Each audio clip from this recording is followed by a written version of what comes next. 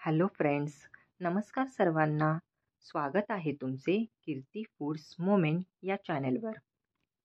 आज आपण बनवणार आहोत झटपट होणारी, चविष्ट, सर्वांची आवडती आणि जिभेला चव देणारी अशी कोळंबी फ्राय. चला तर मग लवकर रेसिपीला सुरुवात करूयात. मार्केटमधून आणलेली कोळंबी चांगली साफ करून घ्यावी.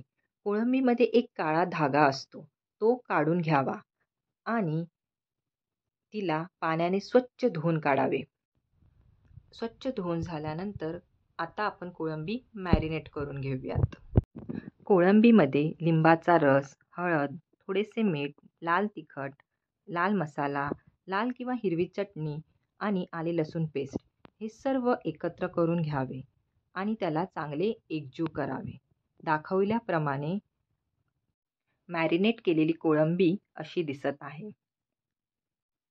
आता 10-15 मिनिटांनंतर कोळंबीला तळण्यासाठी घ्यावे. आता तेल तव्यावर पसरवून कोळंबी फ्राय करायला घेऊयात. आता कोळंबीचं कोटिंग आणि मॅरिनेट कोळंबी तयार आहे तळण्यासाठी.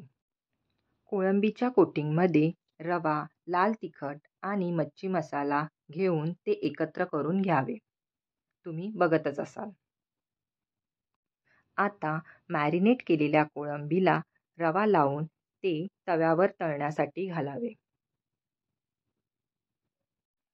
गॅस सुरुवातीला जास्त करून ठेवावा. नंतर अर्ध्या मिनिटानंतर गॅस मध्यम आचेवर ठेवून कोळंबी 2-3 मिनिटासाठी फ्राय करत ठेवावी. आता आपली कोळंबी मध्यम आचेवर फ्राय होत आहे. तुम्ही बघतच असाल. अशा प्रकारे कोळंबी दोन्ही बाजूने फ्राय करून घ्यावी. कोळंबीला मॅरिनेट केलेले जिन्नस व प्रमाण किती व कोणते घ्यावे हे मी डिस्क्रिप्शन बॉक्समध्ये मेन्शन केलेले आहे. तुम्ही बघू शकता.